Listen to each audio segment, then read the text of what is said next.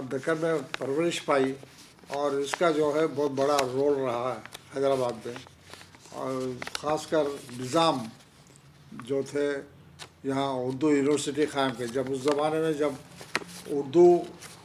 جب انگریزی ہر جگہ پڑھائی جا رہی تھی تو حیدرآباد ایک ایسی اسٹیٹ تھی جہاں پہ اردو میں جو ہے اعلیٰ تعلیم کے ذریعہ بنا اور عثمانیہ یونیورسٹی قائم کیے. مگر افسوس کی بات ہے کہ پھر آزادی کے بعد سے اردو میں بہت اعلیٰ تعلیم پڑھ کر بہت بڑے بڑے لوگ یہاں سے گزرے. ہمارے پی وی نرسمہا راؤ جو ہندوستان کے وزیر اعظم تھے، ان کی تعلیم پوری اردو میں ہوئی.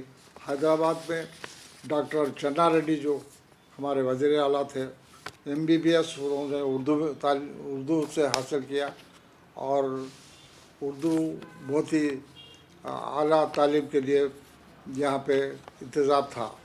مگر افسوس کی بات ہے کہ آزادی کے بعد اردو یونیورسٹی کو پھر انگریزی میں تبدیل کر دیا گیا.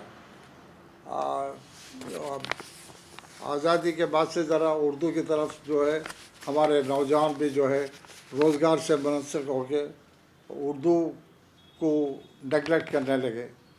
اب میں سمجھتا ہوں کہ اردو کی ترقی اور ترویج کے لیے جو بھی جیسا آپ لوگ کام کر رہے ہیں، اسی طریقے سے دوسرے انجمنیں اور تحریک شروع کر کے جو ہے اردو کے لیے پھر اس کو اعلیٰ مقام دلانے کے لیے ہم جد و جہد کر سکتے ہیں.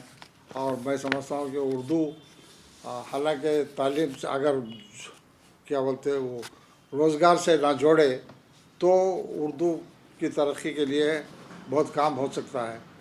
اور جو ہے اس میں تحریک جیسے دوسرے انجمن جو اردو کے کام کر رہے ہیں وہ لوگ جو ہے اس میں حصہ لے سکتے ہیں. اور آپ یہ جو اردو یونیورسٹی ماس کمیونیکیشن جو آپ لوگ شروع کیے ہیں اس سے بہت بڑا ترقی کے موقع مل سکتے ہیں. میں آپ لوگوں کو مبارکباد دیتا ہوں.